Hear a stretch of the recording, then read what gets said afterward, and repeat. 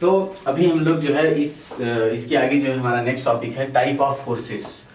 तो type of forces में कुछ हमारे जो है फंडामेंटल फोर्सेस हैं। तो there are 4 type of fundamental forces. First हमने जो लिया है जो है gravitational force, second electromagnetic force या EM force, and third strong nuclear force, and fourth weak nuclear force. तो एक एक करके हम लोग जो है इसके बारे में डिस्कस कर रहे हैं। जैसा कि इधर फर्स्ट पे लिखा है जो ग्रेविटेशनल फोर्स, तो पूरा ग्रेविटेशन नाम का हम लोग जो है लेसन पढ़ेंगे। तो जो ये ग्रेविटेशनल फोर्स है इसका नेचर कैसा है? Only attractive. इसका नेचर कैसा? ओनली अट्रैक्टिव नेचर होता है। अब ये जो फोर्स है ये किसी दो मासेसिव ऑब्जेक्ट के पॉइंट मास ऑब्जेक्ट के बीच लगता है। अगर कोई दो मास m1 और m2 है और उनके बीच की डिस्टेंस r है, तो उनके बीच का जो फोर्स होगा gravitational force F = g m1 m2/r², और इसकी भी यूनिट जो है न्यूटन होगी। ओके, तो ये तो हमारा रहा ग्रेविटेशनल फोर्स, और इसमें और भी बहुत सारे रिलेशन आते हैं, आगे चल करके आप पढ़ते जाएंगे और वो रिलेशन हो जाएंगे जो है g। आप देखेंगे जो है small g = capital G me/r², where r is the radius of earth, m is the mass of earth, and F = mg भी होगा small g, where small g is acceleration due to gravity and capital G is universal gravitational constant। और इन दोनों में relation जो है small g और capital G के बीच का रिलेशन ये है, small g = capital G me/r²। तो ये जो सारी चीजें चल रही है ये एक ग्रेविटेशन नाम का लेसन होगा जिसमें हम लोग बहुत अच्छे से पढ़ेंगे। ठीक है, तो अभी फिलहाल आपको सिर्फ इतना जानना है फंडामेंटल फोर्सेस कौन कौन से फंडामेंटल फोर्सेस हैं, जिसमें हमारा जो है फर्स्ट था ग्रेविटेशनल फोर्स। तो ये according to gravitational force the force of attraction between 2 point masses is directly proportional to product of masses and inversely proportional to square of distance between them. F = g m1 m2/r², where g is proportionality constant and also known as universal gravitational constant, and its value is 6.67 × 10⁻11 Newton metre square पर kilogram square. Okay, तो ये इस प्रकार से इसकी value हो गई। Next है जो है थोड़ा ये थ्योरेटिकल पार्ट है, ये आप बुक से भी थोड़ा रीड कर सकते हैं, इसलिए थोड़ा इसको जल्दी करके कंप्लीट कर लेते हैं। नेक्स्ट है इलेक्ट्रोमैग्नेटिक फोर्सेस। अब इलेक्ट्रोमैग्नेटिक क्या है, जैसा कि इसके नाम से ही पता है, आप आगे जो है थोड़ा सा इलेक्ट्रोस्टैट्स पढ़ेंगे, वहां मैं आपको कूलम्ब्स लॉ बताऊंगा। कूलम्ब्स लॉ में F = 1/4πε0 q1 q2/r² भी पढ़ेंगे, उसे कूलम फोर्स या इलेक्ट्रोस्टैटिक फोर्स कहते हैं। ओके, या इलेक्ट्रोमैग्नेटिक फोर्स भी कहते हैं उसको। अब यहाँ पर जो इलेक्ट्रोमैग्नेटिक फोर्स है ईएम फोर्सेस के बारे में जो है दो लोगों ने सबसे पहले अच्छे से बताया। पहले जो है माइकल फैराडे 1791 to 1867 तक इनका दौर रहा। तो ये दोनों लोगों ने मिलकर के इलेक्ट्रोमैग्नेटिक वेव के बारे में बताया। फिर वहां से जो है कहानी स्टार्ट होती है, बाद में जो है मैक्सवेल उसको और आगे तक ले जाते हैं। मैक्सवेल एक बहुत ही ग्रेट साइंटिस्ट थे अपने टाइम के, और माइकल फैराडे जो है एक तरीके से आप कह लीजिए कि ये थोड़ा प्रैक्टिकल फिजिक्स थी इनकी जो है, मतलब जो डेमोन्स्ट्रेट करना ये सब बहुत ज़्यादा इनकी जो इन्वेंशंस है वो प्रैक्टिकल फिजिक्स है। और जो जेम्स क्लार्क मैक्सवेल थे इनका प्रैक्टिकल और थ्योरेटिकल दोनों पार्ट रहा हमेशा जो है। तो आप जैसे जानते हैं, सुना होगा आपने जो है कि कलर्ड फोटोग्राफी, तो कलर्ड फोटोग्राफी के जो है जन्मदाता माने जाते हैं जेम्स क्लार्क मैक्सवेल। तो मैक्सवेल के बहुत सारे जो है मैक्सवेल फोर्स इक्वेशंस उनके बहुत सारे जो है रिसर्च पेपर्स हैं। ओके, तो यहाँ से आपको एक बात समझ में आ गया कि अच्छा, तो फिर ये इलेक्ट्रोमैग्नेटिक फोर्स कौन कौन से फोर्स होते हैं।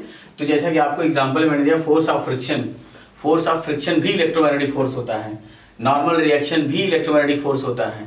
ठीक है, और ये जो है टेंशन इन द स्ट्रिंग भी इलेक्ट्रोमैग्नेटिक फोर्स, कोलिजन फोर्स है जो कोलाइड हो रहा है, कोलिजन में जो फोर्स लग रहे हैं वो भी इलेक्ट्रोमैग्नेटिक फोर्स, इलास्टिक फोर्सेस भी इलेक्ट्रोमैग्नेटिक फोर्स होते हैं, विस्कोसिटी मतलब फ्लूइड फ्रिक्शन भी इलेक्ट्रोमैग्नेटिक फोर्स होती है, एक्सेट्रा इलेक्ट्रोमैग्नेटिक इन नेचर। तो ये जितने मैंने नाम लिए सभी के सभी जो है electromagnetic in nature, electromagnetic force के नेचर के जैसा इनका भी नेचर होता है, इसलिए हम लोगों ने इनको इलेक्ट्रोमैग्नेटिक फोर्सेस की कैटेगरी में रखा है। ओके, अब आता है नंबर जो है स्ट्रॉन्ग न्यूक्लियर फोर्सेस।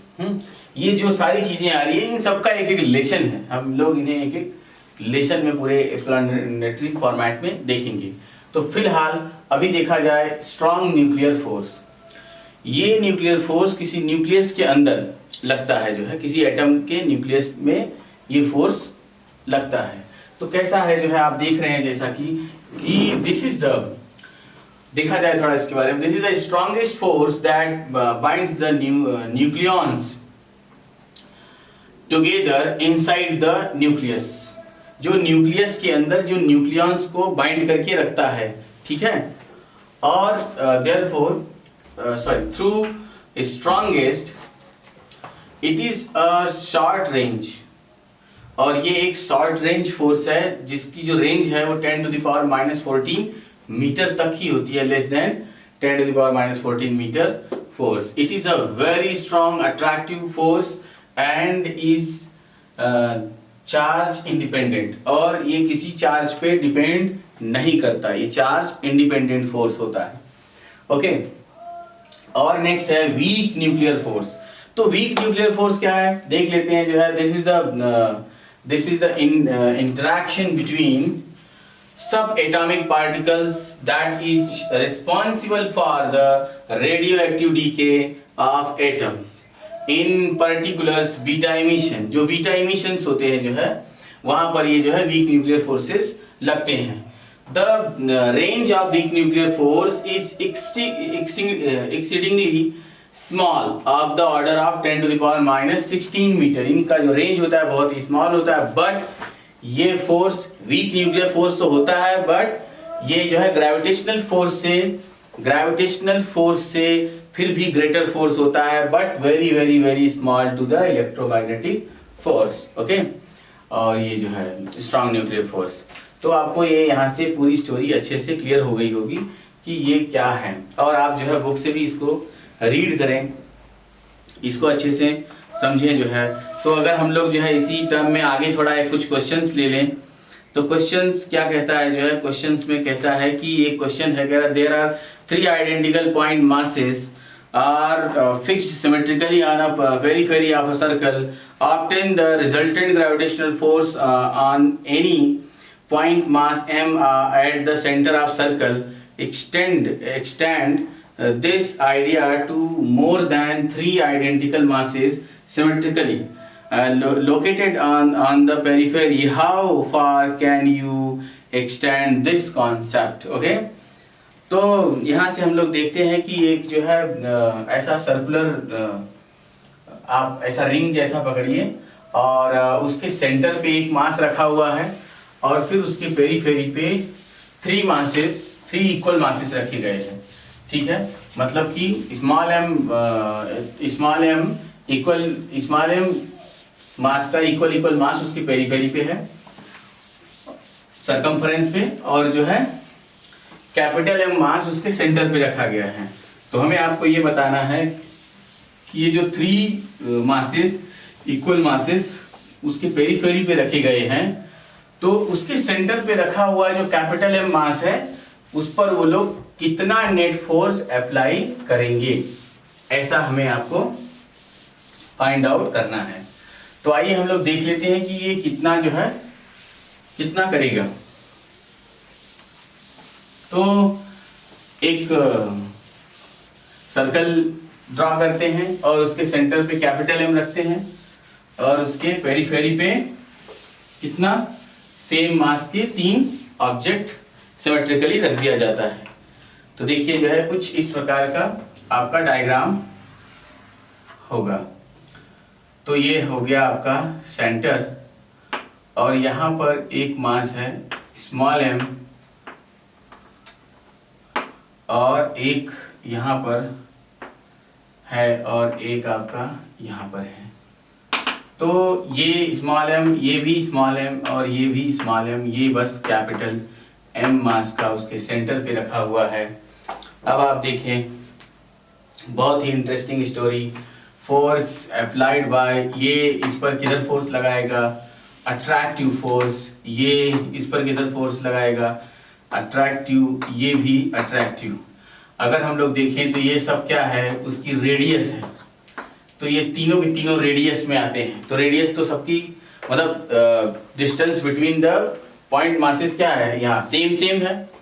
तो जब ये डिस्टेंस सेम है तो इनके बीच लगने वाला जो फोर्स है F1 और ये F2 और ये F3 all are same, since here F1 equals to F2 equals to F3 are same, okay? तो therefore F is equals to, इनका मैग्नीट्यूड क्या आने वाला है, capital G M into capital M अपान क्या R स्क्वायर, ओके? तो आइए इनका नेट फोर्स हम लोग देख लेते हैं। तो जैसा कि आप ये देख रहे हो, इनकी जो बीच का जो एंगल है, अगर सिमेट्रिकली ऐसे रखे गए हैं सेम डिस्टेंस पे, तो ये होगा 120 डिग्री का। तो हम लोग जो है ऐसा वेक्टर फॉर्मेट से भी देख सकते हैं। अगर वेक्टर फॉर्म से देखा जाए कि दो vector, if two vector are at acting at 120 degree, the angle between the two vectors are 120 degree, then the resultant will be either vector, means ये f square plus 2 f into cos 120, cos 120 की value होती है -1/2, तो ये हो जाएगा 2f square minus 1/2 into 2f square, तो ये 2 से कैंसिल, तो ये जो है बचा क्या, एफ स्क्वायर, देयरफॉर ये एफ। तो मतलब इन दोनों का जो नेट आया, नेट फोर्स आया, वो नेट फोर्स हो गया क्या, नेट फोर्स हो गई एफ। ये लीजिए नेट फोर्स क्या आ गई, एफ। तो ये भी एफ, मतलब ये तो एफ के इक्वल है ही, और ये भी F, both are equal and opposite, therefore तो आप कह सकते हो कि therefore the net force on the center of circle, on the center of circle जो on mass capital M, on mass capital M is 0, therefore F net equals to क्या आ गया, 0। तो उस पे जो नेट फोर्स लगने वाला जो नेट फोर्स है वो क्या हो गया, 0 हो गया। तो ये यहाँ से आपने देख लिया कि ये नेट फोर्स क्या है, यहाँ 0 है। तो ये रहा आपका। अभी है नेक्स्ट है आपके लिए contact and non contact forces. आप इसे नोट कर सकते हैं।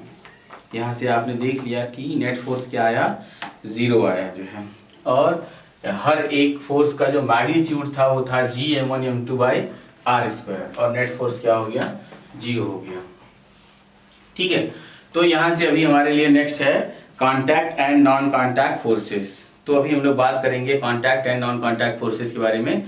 तो जो contact and non contact forces है, तो जैसा कि इनके नाम से ही पता चल रहा है जो है कि ये क्या, इनका बिहेवियर कैसा होगा।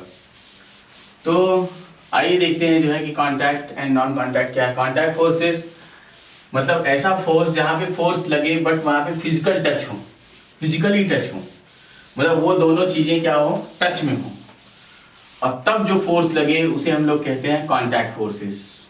For example all EM forces, electromagnetic forces.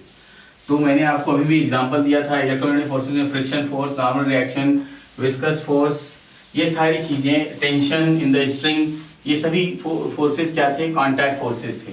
बिना कांटेक्ट के और applied force on the object, अगर हम लोग जो है किसी ऑब्जेक्ट पर ऐसे फोर्स अप्लाई करके इसको ऐसा ले जा रहे हैं, किसी डायरेक्शन में फोर्स अप्लाई करके ऐसा डिस्प्लेसमेंट करा रहे हैं, तो ये भी एक तरह का, जैसे हम लोग कहीं पर किसी ऑब्जेक्ट पे ऐसा फिजिकली ऐसा टच करके फोर्स लगाएं, तो ये जो है कांटेक्ट फोर्सेस कहलाता है।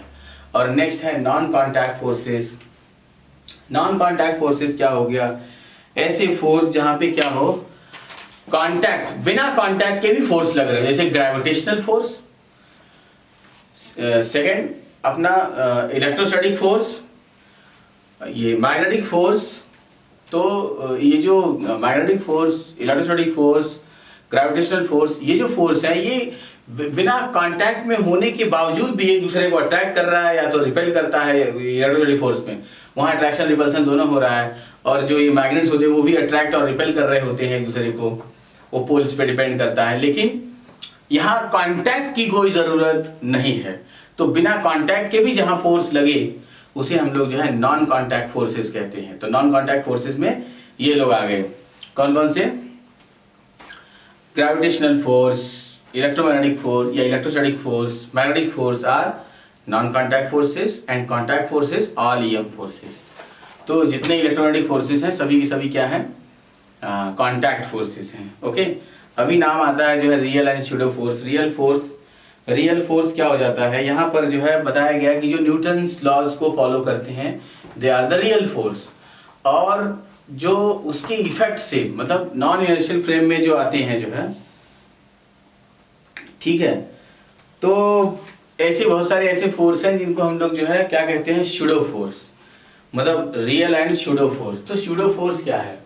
स्यूडो फोर्स जैसा कि मैंने उस दिन काफी हम लोग डिस्कस किए थे, स्यूडो फोर्स क्या है कि जब कोई चीज non inertial frame of reference में रखी जाती है तो उसके ऊपर ऑटोमेटिक एक फोर्स लगता है जो उसके एक्सिलरेटेड मोशन के डायरेक्शन के अपोजिट में लगता है, इसीलिए हम लोग उसे स्यूडो फोर्स कहते हैं।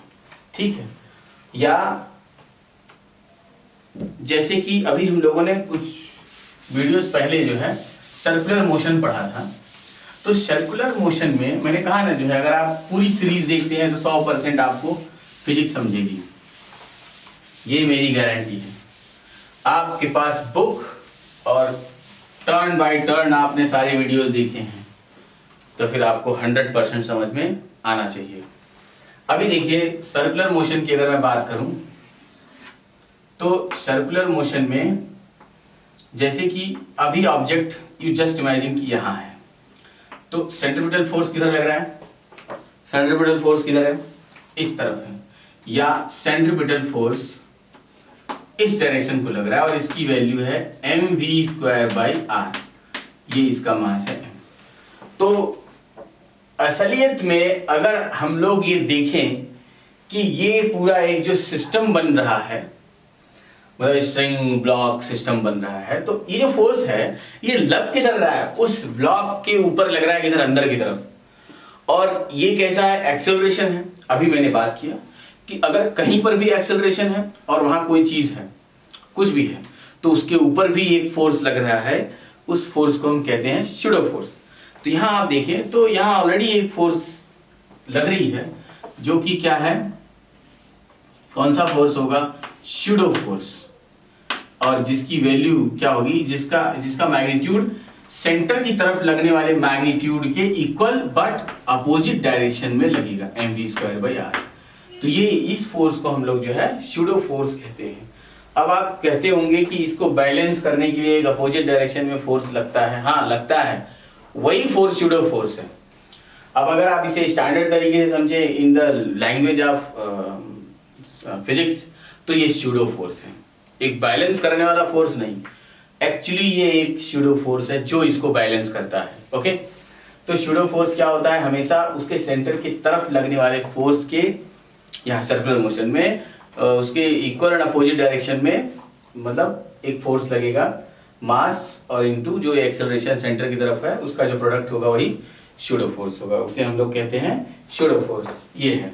अब अगर कोई एक ब्लॉक रखा हुआ है, कोई सा भी आपका, ये ऐसे मान लीजिए कोई एक ट्रॉली सिस्टम है जो कि ऐसे मूव कर रही है, एक्सेलरेटेड मोशन कर रही है, और इसके ऊपर कोई भी आपने एक ब्लॉक रख दिया कि चलिए ठीक है मैंने एक ब्लॉक यहाँ पे रख दिया, तो जैसे ही आप ये ब्लॉक रखेंगे तो आपके रखते ही इसमें एक स्यूडो फोर्स लगेगा जो कि अगर इसका मास m है तो स्यूडो फोर्स किधर हो जाएगा? Pseudo force F = m × a। उस ऑब्जेक्ट का मास और जो वो non inertial frame of reference की एक्सेलरेशन है उसके अपोजिट डायरेक्शन में एक फोर्स लगेगी जिसको हम लोग कहेंगे स्यूडो फोर्स। ठीक है, तो आपने अभी अच्छे से क्लियर कर लिया होगा स्यूडो फोर्स। अब आगे आपको ये भी समझ में आएगा कि अगर इन दोनों सरफेस के बीच में फ्रिक्शन लग रहा है तो फ्रिक्शन का काम है उसे दोनों सरफेस को एक ही पॉइंट पे बनाए रखना। तो वो क्या करता है? इसे बनाए रखने के लिए इसके मोशन के अपोजिट डायरेक्शन में अपना फ्रिक्शन का इफेक्ट दिखाता है। अगर फ्रिक्शन है तो, और वो फ्रिक्शन लेस है तब तो वो इधर ही चला जाएगा। ओके, तो आपको यहाँ से जो है ये contact and non contact, real and pseudo force clear हो गया। अभी है example 4.3, it's a very good question. ये जो नई बुक आई है उसका ये बहुत ही अच्छा क्वेश्चन है, जो कि आपको बहुत सारे आपके कॉन्सेप्ट क्लियर करेगा। तो आइए देखते हैं जो है इस क्वेश्चन को कि ये क्वेश्चन क्या कहता है। तो अकॉर्डिंग टू दिस क्वेश्चन ये आइए हम लोग डिस्कस करते हैं आगे। जो है a car of mass 1.5 ton, उस जिसका एक कार है जिसका एग्जाम्पल 4.3 अगर हम लोग बात करें कि a car of mass 1.5 ton, ठीक है, टन में है, इसको किलोग्राम बदल लेंगे हम लोग जरूरत पड़ने पर, is running at 72 km per hour on a straight horizontal road. On turning the engine off, it stops in 20 seconds. While running at the same speed on the same road, the driver observes an accident 50 meters in front of him. He immediately applies the brakes and just manages to stop the car at the accident spot. Calculate the braking force. Okay, on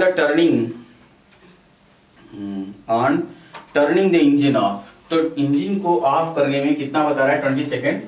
क्या बताया उसने कि it stops 20 second, turning of the engine it stop 20 second. तो पहले जो है उसकी जो स्पीड है इनिशियल कितनी है, 72 kilometre per hour multiplied by अगर 5/18 कर दिया जाए तो किलोमीटर पर आवर किस में बदल जाता है, जो है ये मीटर पर सेकेंड में आ जाता है। तो ये सब पूरा का पूरा किस में बदल गया, मीटर पर सेकेंड में। ठीक, तो इसको मल्टीप्लाई करते हैं, कितना आया 4, तो ये आ जाता है 20 मीटर पर सेकेंड, ये इसकी स्पीड। अच्छा, फाइनली तो ये जाके रुक रही है, स्टॉप हो रही है।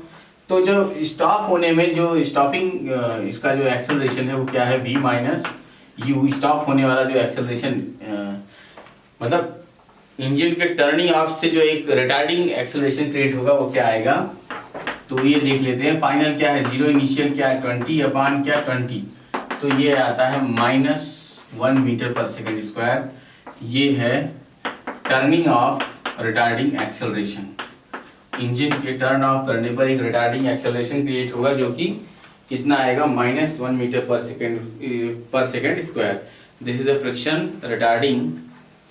अच्छा, आफ्टर सीइंग द एक्सीडेंट, अच्छा अब जब उसने देखा कि 50 मीटर की डिस्टेंस पे क्या है, एक्सीडेंट होने वाला है उसी इंस्टेंट पे, तो कुछ नहीं, जब उसने देखा कि एक्सीडेंट होने वाला है तब भी उसकी वेलोसिटी कितनी थी, 20 मीटर पर सेकेंड, और फाइनल उसको रोकना था, बट डिस्टेंस कितनी थी, 50 मीटर थी, 50 मीटर। तो हम लोग लगा सकते हैं v² = u² + 2as। देयरफॉर उस समय एक्सेलरेशन होगा v² - u² / 2s। तो ये v² मतलब 0 - u² कितना 400 अपान 2 × 50 कितना आ गया 100, और ये आ गया -4 मीटर पर सेकेंड स्क्वायर। तो ये जो है एक्सेलरेशन, ये तो कौन सा, ये टोटल कंबाइंड एक्सेलरेशन है। टर्निंग ऑफ और फ्रिक्शन, रोड एंड टायर के बीच के फ्रिक्शन के कारण जो रिटार्डेशन होगा वो ये एक्सेलरेशन है। तो इसने अपने से बात किया था कि therefore braking retardation, therefore braking retardation, breaking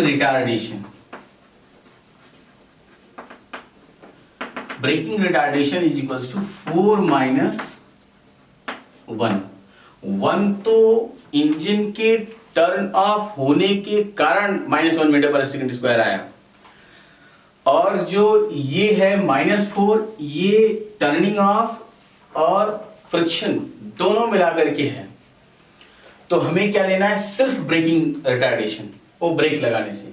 तो 4 - 1 कर देते हैं, ये कितना आ जाएगा 3 metre per second square. Therefore braking force, braking force is equals to m into a. अभी मास कितना दे रखा है उसने, अच्छा 1.5 ton multiplied by 1000, 1000 equals to कितना 1 टन, तो ये हो जाएगा 1500 क्या किलोग्राम, तो ये आ जाएगा 1500 मल्टीप्लाइड बाई 3 कितना आया 4500 इतना न्यूटन, 4500 न्यूटन जो है ये आ जाता है आपका ब्रेकिंग फोर्स।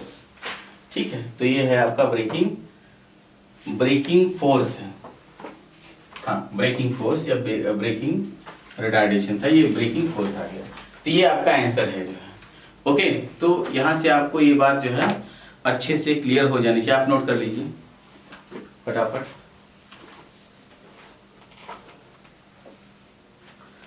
ओके तो अभी हम लोग जो है एक और अच्छा क्वेश्चन देख लेते हैं कि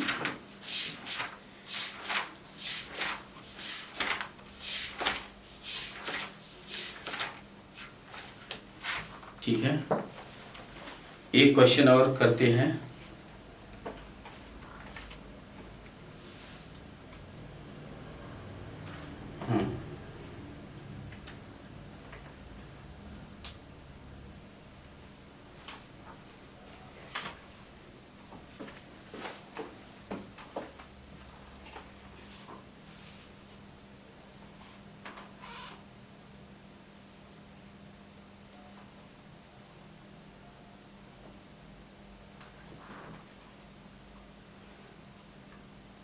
ओके तो एक छोटा सा, बहुत ही छोटा सा क्वेश्चन डिस्कस करते हैं कि एक बॉब है और जिसका मास दिया हुआ है, बॉब के स्ट्रिंग की लेंथ हमें पता है।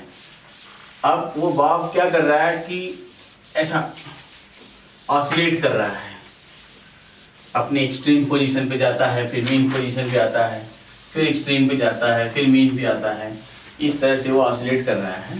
वहाँ पे आपको दो सिचुएशन दी जाती है कि ये क्या होगा अगर हम लोग स्ट्रिंग को कट कर देते हैं। देखिए ये एक पेंडुलम है, जिसका मास क्या है m है, और वो कुछ इस तरह से ऑसिलेट करता है। ठीक है, किसी टाइम पर वो यहाँ भी आता है, किसी टाइम पर वो यहाँ भी, और किसी टाइम पर यहाँ पर। तो उसका ऐसा कहना है कि ये है एक्सट्रीम पोजीशन और ये है मीन पोजीशन। तो जब वो एक्सट्रीम पर आए उसी समय ये स्ट्रिंग को कट कर दिया जाए, स्ट्रिंग काट दिया जाए, तो इसके मोशन की ट्रैजेक्टरी क्या होगी। ओके, इसके मोशन की ट्रैजेक्टरी क्या होगी। तो आपको पता है कि जब ये पेंडुलम ऐसे ऑसिलेट कर रहा होगा और एक्सट्रीम पोजीशन में जाएगा तो यहाँ पर वेलोसिटी क्या हो जाती है 0। यहाँ पर सिर्फ क्या लग रहा होता है mg एक्टिंग डाउनवर्ड। तो जैसे ही आप स्ट्रिंग को कट करेंगे, रस्सी जैसे ही कट होगी, ब्रेक होगी, तो कट होते ही ये क्या हो जाएगा, ऐसा नीचे की तरफ गिर जाएगा। मतलब कैसा, स्ट्रेट लाइन मोशन करता हुआ मूविंग डाउनवर्ड नीचे की तरफ गिर जाएगा। और जब ये मेन पोजीशन पर हो, mg तब भी यहाँ लग रही है, लेकिन इस समय यहाँ पर जो v होता है वो क्या होता है, मैक्स होता है। वेलोसिटी क्या होती है, मैक्सिमम होती है। अगर इस समय रस्सी को कट कर दिया जाए तो ये जो है कट तो होगा, लेकिन ये कैसा, कुछ तो भी ऐसा मोशन करता हुआ नीचे गिरेगा। ओके, आई बात आपको समझ में। तो ये कैसा मोशन कर रहा है, जो है पैराबोलिक। क्या है,